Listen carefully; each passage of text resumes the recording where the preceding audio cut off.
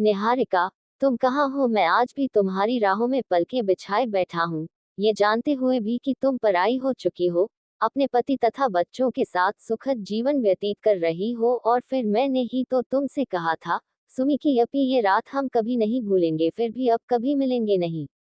और तुमने मेरी बात का सम्मान किया। जानती हो, बचपन से ही मैं तुम्हारे प्रति एक लगाव महसूस करता था, बिना ये समझे कि ऐसा क्यों है।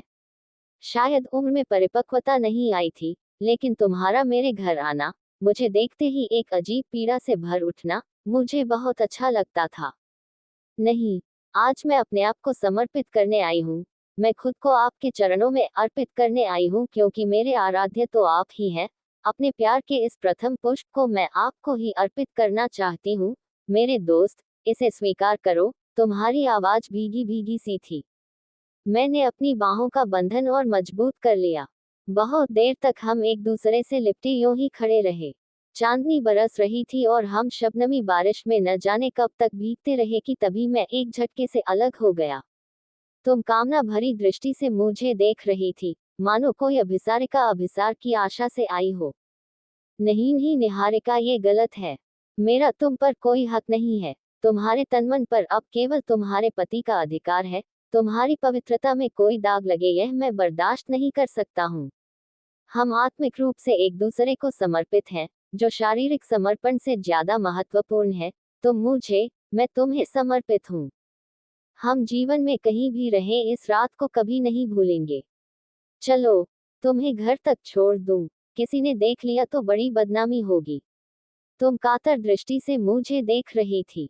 तुम्हारे वस्त्र अस्तव्यस्त हो रहे थे, शॉल जमीन पर गिरा हुआ था। तुम मेरे कंधों से लगी बिल्क बिल्क कर रो रही थी। चलो निहारिका, रात गहरा रही है।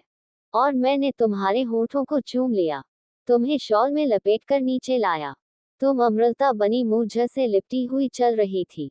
तुम्हारा पूरा बदन कांप रहा था, और जब मैंने तुम्हें तुम्हारे घर पर छोड़ा तब तुमने कांपते स्वर में कहा, विकास, पुरुष का प्रथम स्पर्श मैं आपसे चाहती थी। मैं वह सब आपसे अनुभव करना चाहती थी, जो मुझे विवाह के बाद मेरे पति सार्थक से मिलेगा। लेकिन आपने मुझे गिरने से बचा लिया। मैं आपको कभी नहीं भूल पाऊंगी, और यही कामना करती हूँ कि जीवन के किसी भी मोड़ पर हम कभी न मिले। और तुम चली गई। 8 वर्ष का अरसा बीत चला है। आज भी तुम्हारी याद में मन तड़प उठता है। जाड़े की रातों में जब कोहरा घना हो रहा होता है, चांदनी धूमिल होती है और शबनमी बारिश हो रही होती है, तब तुम एक अदृश्य साया सी बनकर मेरे पास आ जाती हो। हृदय से एक पुकार उठती है, निहारिका, तुम कहाँ हो? क्या कभी नहीं मिलोगी? नहीं। तुम तड़पो, ताउम्र तड़पो, ऐसा लगता है जैसे तुम आसपास ही खड़ी मुझे अंगूठा दिखा रही हो।